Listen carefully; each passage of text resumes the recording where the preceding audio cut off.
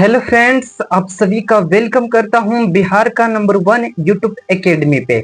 जी हाँ दोस्तों, आप सब कैसे हो? आशा करता हूं कि आप सब अच्छे से और मन लगा करके बढ़िया से पढ़ाई कर रहे होंगे। जी हाँ दोस्तों, तो आज मैं class 9th physics chapter number 2 गति यानी कहे तो मोशन का सब्जेक्टिव आंसर क्वेश्चन देखने वाले हैं। मैंने क्लास नंबर 5th तक पूरा कंप्लीट थ्योरी बता रखा है। उसके बाद मैंने 6 में क्या लिया तो ऑब्जेक्टिव क्वेश्चंस, जितने भी ऑब्जेक्टिव क्वेश्चन कम से कम करीब 50 तक मैंने ऑब्जेक्टिव क्वेश्चन भी करा रखा है। आप यदि नहीं देखे हैं तो आप जल्द से जल्द जा करके वहां पे देख लीजिए। जी हाँ दोस्तों, तो मैं आज आपके लिए सब्जेक्टिव आंसर क्वेश्चन लाया हूं, जो कि मैं 3 से 4 बुक से छाट छाट करके आंसर को निकाला और क्वेश्चन को निकाला। जी हाँ दोस्तों, मैं वैसे क्वेश्चन को लाया हूं जो कई बार बिहार बोर्ड में सीधे पूछे जा चुके हैं, है ना दोस्तों। तो चलिए हम लोग सीधे अपने क्वेश्चन पे चलते हैं।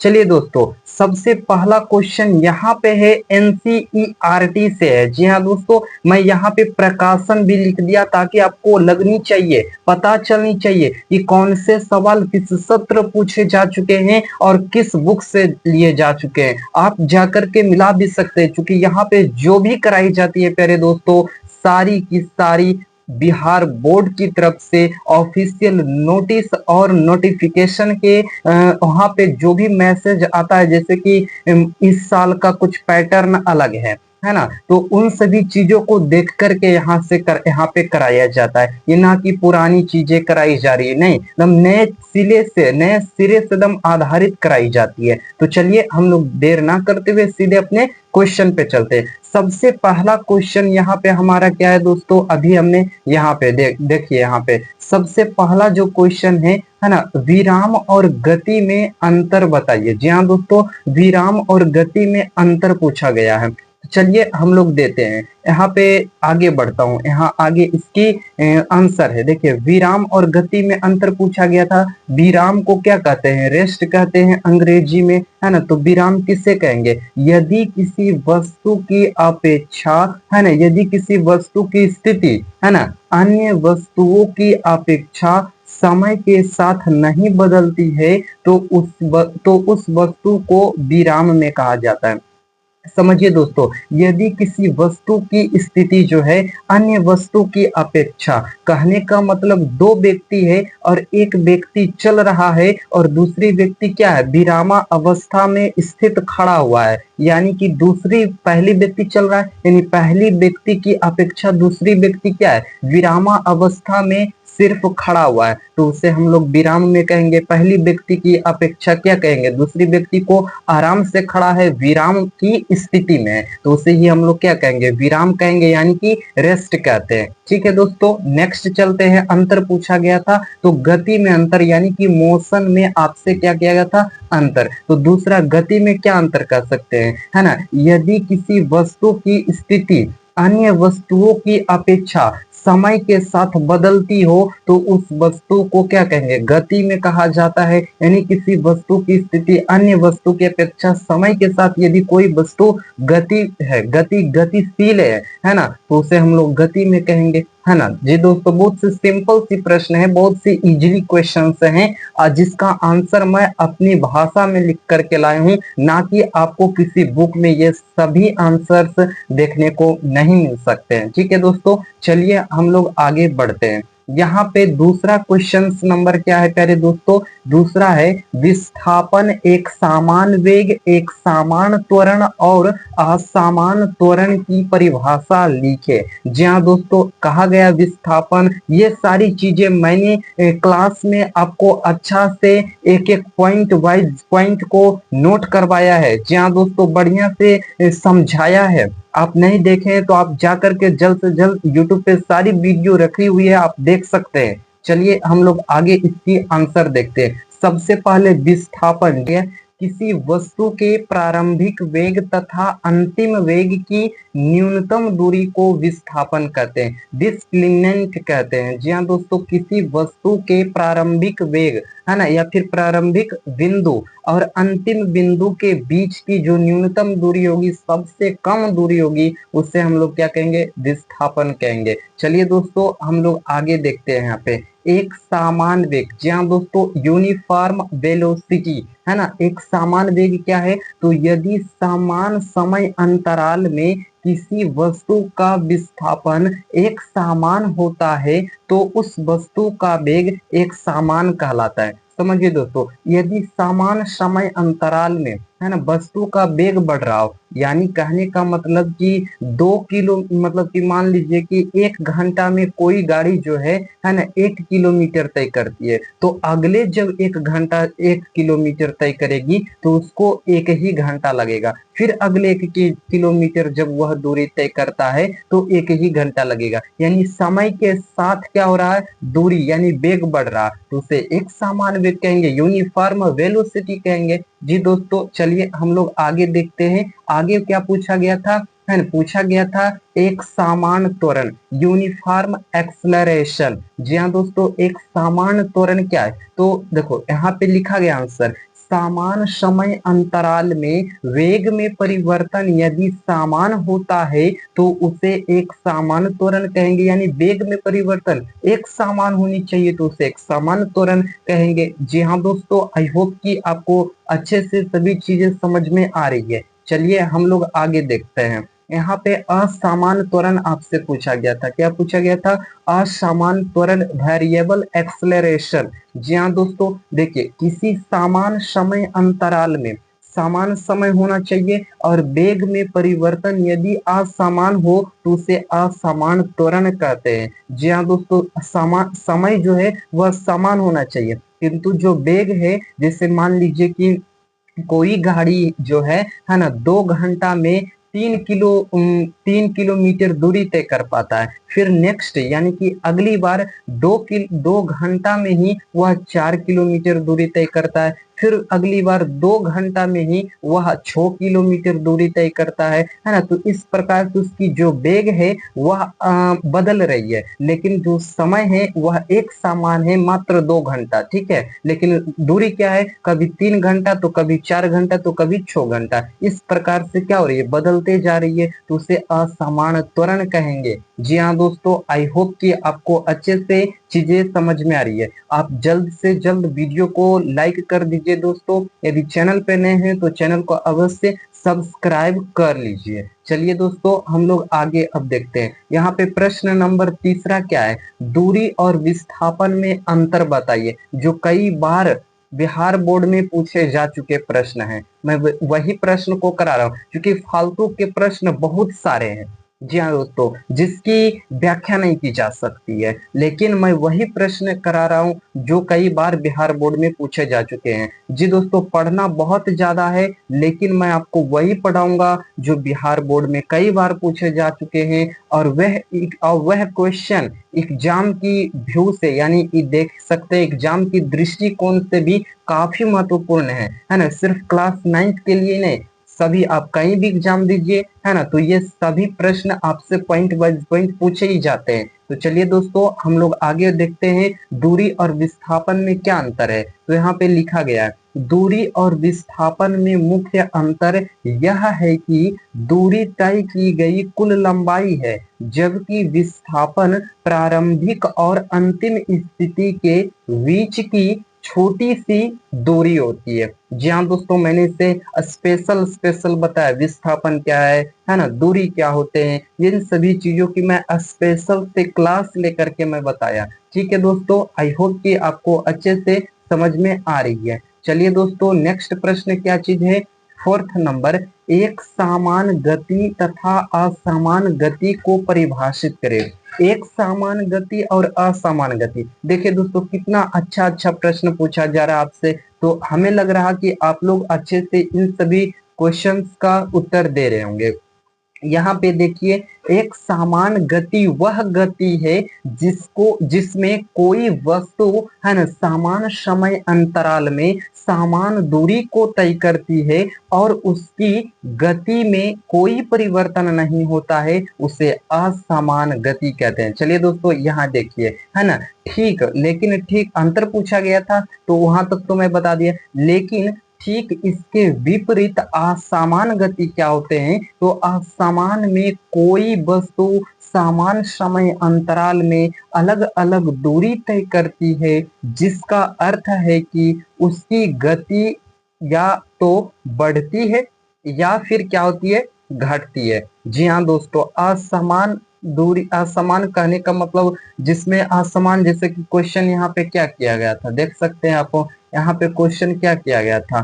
सबसे पहला क्वेश्चन फोर्थ नंबर में, एक समान गति और असमान गति मतलब कि जिसमें समय के साथ गति अच्छे से हो रहे हैं, एक समान तो उसे एक समान गति, और असमान गति समय के साथ वेग जो है, गति जो है अच्छा से नहीं हो रहा, तो उसे हम क्या कहेंगे, असमान गति कहेंगे। जी दोस्तों, आगे मैं बढ़ता हूँ, क्वेश्चन नंबर 5 क्या कहता है। देखिए, सबसे अच्छे प्रश्न, इंपॉर्टेंट प्रश्न, और बहुत ही मैं इसे ट्रिक के माध्यम से भी बताया था इस क्वेश्चन को, और काफी महत्वपूर्ण प्रश्न है। चलिए दोस्तों, देखता हूं, सदिश और अदिश राशियों में अंतर बताइए। जी हाँ दोस्तों, 2013 में, 2024 में, 2019 में कई बार पूछे जा चुके हैं। क्योंकि लिख देने से ये साबित नहीं हो सकता कि क्या चीज नहीं पूछे जा चुके हैं, ठीक है।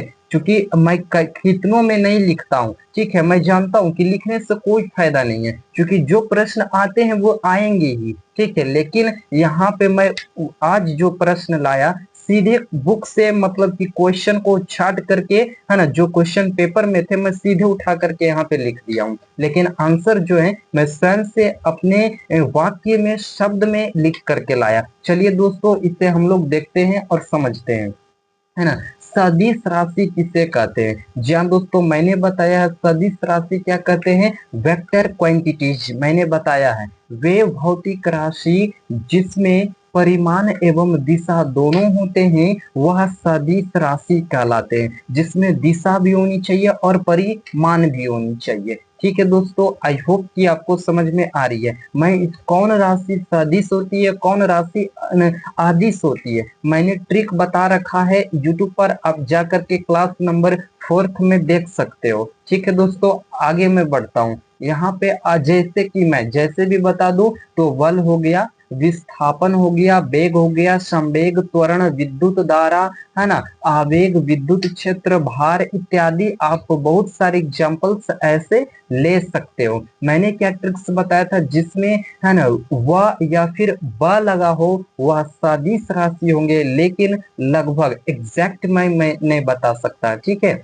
मैं एग्जैक्ट नहीं कह सकता कि ये सदिश राशि होंगे, मैं लगभग में बताया, ठीक है। एग्जैक्ट कब मैं बता सकता हूँ, या फिर आप, मैं तो बता दूंगा, लेकिन आप कब बता सकते हैं, जब परिभाषा को अच्छे से समझिएगा, तब आप एग्जैक्ट बता सकते हो कि ये सदिश राशियां हैं और ये अदिश राशियां हैं। तो यदि आपको अभी अच्छे से भी इसकी यदि परिभाषा, डिफिनेशन नहीं पता है, तो आप जा करके देख लीजिए, मैं इसे बढ़िया से बताया हूँ, है ना, यूट्यूब पर आप जा करके देख सकते हैं। चलिए हम आगे देखते हैं। जैसे यहाँ लिखा क्या गया है, अदिश राशि स्केलर क्वांटिटीज। जी हाँ दोस्तों, है ना, वह भौतिक राशि जिसमें केवल परिमाण हो, अर्थात दिशा नहीं हो, तो उसे हम लोग अदिश राशि कहेंगे। जी हाँ दोस्तों, अदिश राशि जिसके साथ सिर्फ परिमाण हो, दिशा नहीं हो, जैसे में दूरी, चाल, दाब, लंबाई, द्रव्यमान, क्षेत्रफल, आयतन एक्सेट्रा,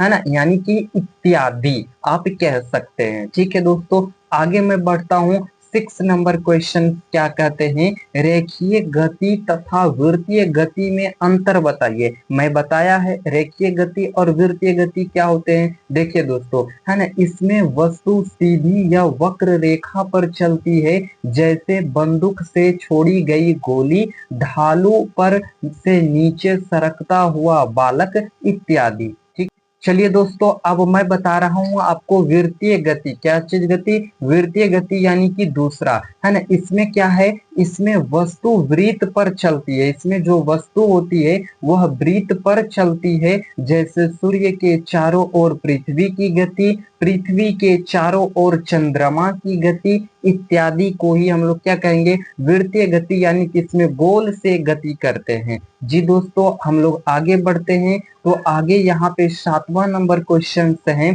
औसत चाल से आप क्या समझते हैं। औसत चाल, जी हाँ दोस्तों, मैं आगे बढ़ता हूँ, आगे समझाता हूँ। औसत चाल देखिए यहाँ पे लिखा गया है एवरेज स्पीड, है ना, किसी वस्तु द्वारा किसी समय अंतराल में तय की गई कुल दूरी तथा तय करने में लगा कुल समय के अनुपात को औसत चाल कहते हैं। जी हाँ दोस्तों, औसत चाल की एक फार्मूला होती है। औसत चाल बराबर होता है, क्या चीज होता है प्यारे दोस्तों, मैं बताया हूँ, है ना। औसत चाल बराबर होता है ना, कुल दूरी बटा तय करने में लगा कुल समय, है ना, और उसी के अनुपात को हम औसत चाल कहते हैं। आई होप कि आपको अच्छे से चीजें समझ में आ रही है। फिर यहाँ पे लिखा गया वेग, चाल वेग में अंतर बताइए। चाल और वेग में क्या बताइए, अंतर बताइए। चलिए हम लोग यहाँ पे देख लेते हैं 8वें नंबर का। वेग यानी कि वेलोसिटी क्या है, तो इकाई समय में किसी वस्तु का विस्थापन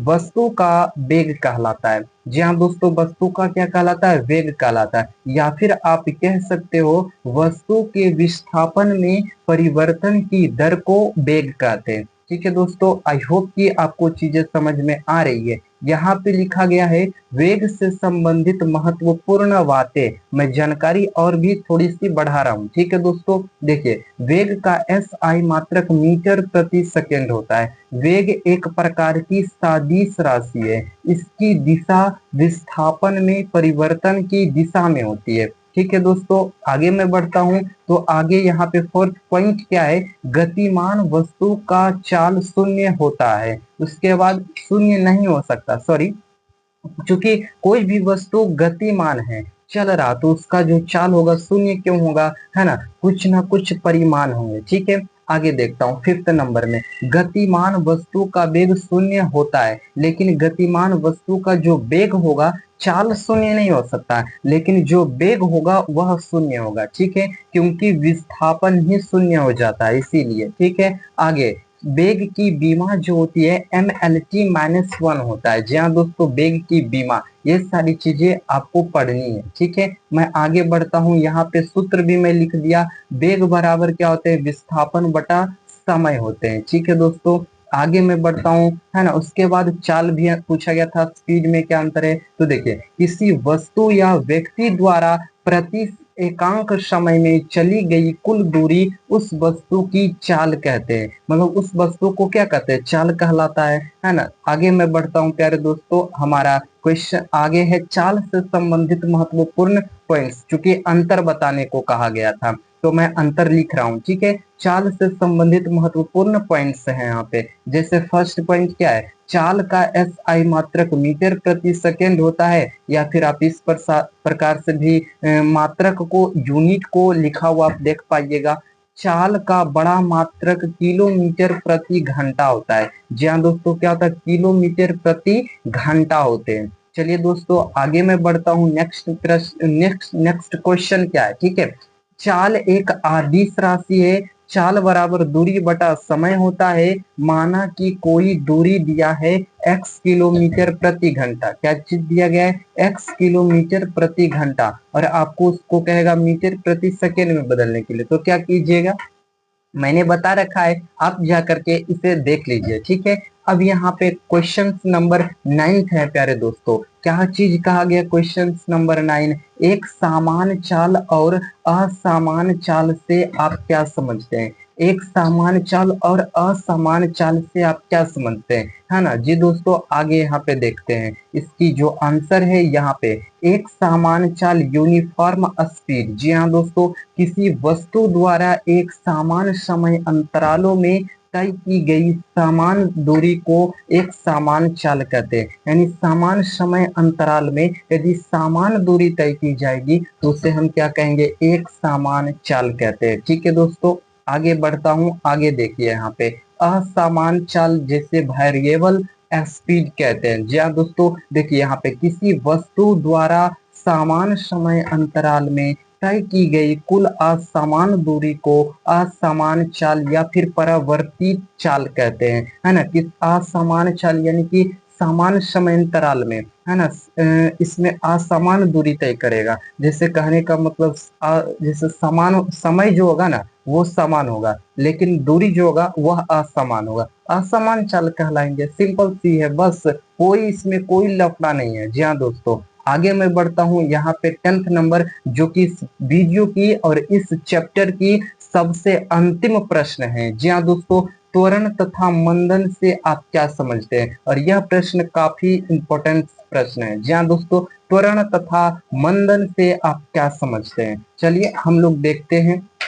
यहाँ पे त्वरण यानी कि जिसे इंग्लिश में एक्सेलरेशन कहते हैं। जी हाँ दोस्तों, समय के साथ वेग में परिवर्तन की दर को त्वरण कहते हैं, ठीक है। और ऋणात्मक त्वरण को मंदन या फिर अवत्वरण कहा जाता है। ऋणात्मक त्वरण को मंदन या फिर अवत्वरण कहते हैं। आई होप कि चीजें अच्छे से, सारी कॉन्सेप्ट अच्छे से, आंसर याद हो चुके होंगे आपको, अच्छे से आपने इसे कवर कर रखा होगा पहले से, क्योंकि मैंने अच्छे से एक एक पॉइंट्स को मैं हर एक क्लास में क्लियर किया। जी हाँ दोस्तों, तभी मैं आपके लिए ऑब्जेक्टिव क्वेश्चंस को लेकर के और अच्छे से सब्जेक्टिव क्वेश्चन को लेकर के मैं आया हूँ। जी हाँ दोस्तों, तो आई होप कि आपको वीडियो अच्छी लगी, और अच्छी लगी प्यारे दोस्तों तो आप जरूर जरूर से जरूर क्या कीजिएगा, तो लाइक कर दीजिएगा। और यदि चैनल पे नए हैं तो चैनल को अवश्य सब्सक्राइब कर लीजिए। यदि किसी भी प्रकार की दिक्कत होती है, समस्या, तो आप इस नंबर से हमें कांटेक्ट कर सकते हैं। जी हाँ दोस्तों, धन्यवाद प्यारे दोस्तों।